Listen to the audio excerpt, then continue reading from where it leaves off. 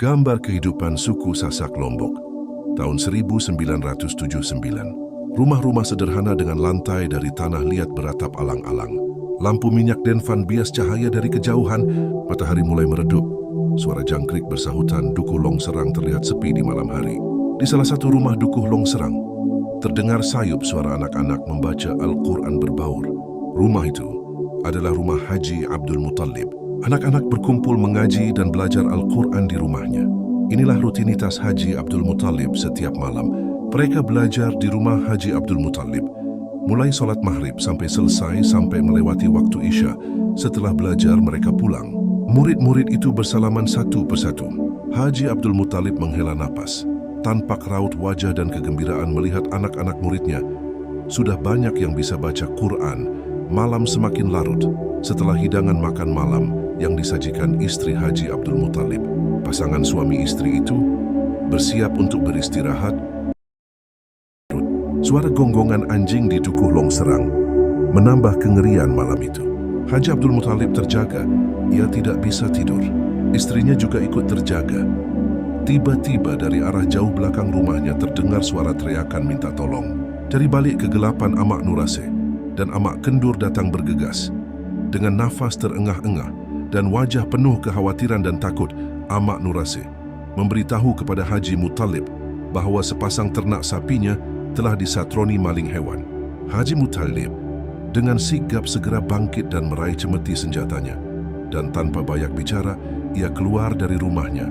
Ia berlari di kegelapan malam, menelusuri jejak pencuri sapi ternak milik Mak Nurase.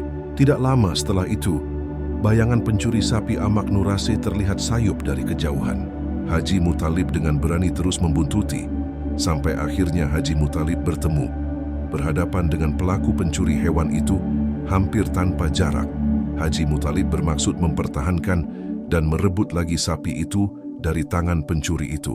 Ia mencoba mengajak sang pencuri bernegosiasi, mungkin dengan itu sapi bisa diserahkan dengan damai. Terlihat sang pencuri mulai melunak dan bersedia memberikan sapi itu. Tetapi baru saja sapi itu mau diraih tali kekangnya, tiba-tiba si pencuri menghunus senjatanya dan langsung menyerang Haji Muttalib. Ia roboh bersimbah darah. Setelah melakukan aksinya, sang pencuri itu langsung pergi meninggalkan Haji Muttalib. Haji Muttalib berusaha bangun. Haji Muttalib berusaha sekuat tenaga bangun. Ia berdiri, seolah tidak terjadi apa-apa dengannya. Ia berjalan pulang di tengah gelapnya malam. Darah mengalir mengenai wajah Haji Muttalib karena luka di kepala, bekas sabetan pedang si pencuri. Setelah sampai di rumah, Haji Muttalib memanggil istrinya. "Saya terluka." Ibu Min kaget. Istrinya segera mengambil sobekan kain, lalu membalut luka di kepala Haji Muttalib. 5 orang anak Haji Muttalib yang masih kecil-kecil, mulai dari umur 17 tahun perempuan yang tertua, 15 tahun laki-laki, 12 tahun perempuan, 7 tahun laki-laki, dan 2 tahun laki-laki yang paling kecil, hanya bisa melihat kejadian itu. Mereka tidak bisa berbuat apa-apa.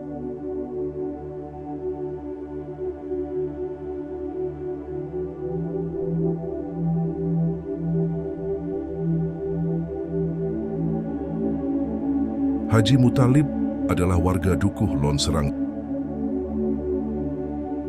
suku Sasak, Lombok, Indonesia. Seorang pemimpin pedukuhan, jika mengajar mengaji mengenakan sarung bawahan kotak dengan baju piyama lengan panjang putih, peci putih, kumis tipis putih dan sedikit janggut. Dan jika berangkat ke kebun, kostumnya hanya mengenakan sarung bawahan setinggi lutut tanpa memakai baju, dan peci haji berwarna putih sambil membawa cangkul dan sabit. Dalam kegelapan malam yang pekat, sebuah perjuangan sunyi terjadi. Haji Muttalib mengerahkan sisa-sisa kekuatannya. Setelah pertempuran yang sengit melawan si pencuri, ia memaksa dirinya untuk bangkit. Perlahan dengan tekad yang membaja, ia berdiri tegak, seolah-olah tidak ada yang baru saja menimpanya. Darah segar masih mengalir, membasahi wajahnya dari luka sobekan pedang si pencuri di kepalanya. Luka itu perih, tetapi ia terus berjalan menapaki jalanan dukuh yang gelap menuju rumahnya. Ia adalah seorang pemimpin dukuh, seorang guru ngaji, dan ia harus pulang. Setibanya di rumah, ia memanggil istrinya dengan suara yang tertahan. "Saya terluka," katanya singkat. Ibu Min, istrinya, tersentak kaget melihat kondisi suaminya yang berlumuran darah. Tanpa membuang waktu, Ibu Min segera mengambil sobekan kain bersih. Dengan hati-hati dan penuh kasih, ia membersihkan dan membalut luka di kepala Haji Muttalib. Malam itu, rasa sakit dan kecemasan menyelimuti rumah mereka.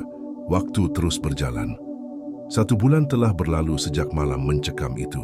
Berkat perawatan telaten dari Ibu Min dan ketahanan tubuh Haji Muttalib, luka bekas sabetan pedang di kepala dan di sekujur tubuhnya mulai mengering. Ia berangsur pulih. Sebagai seorang pemimpin dukuh sekaligus guru ngaji, sudah saatnya Haji Muttalib kembali beraktivitas normal. Pagi itu seperti biasa, ia berangkat menuju kebunnya. Haji Muttalib memang dikenal sebagai sosok yang sangat rajin dan gigih dalam bekerja. Keteguhan hati dan kekuatannya, yang terbukti dalam insiden perampokan itu, hanya menambah rasa hormat orang-orang terhadapnya. Ia adalah pria yang kuat dan pemberani, dan kini ia kembali menjadi tiang penyangga bagi keluarganya dan masyarakat dukuhnya.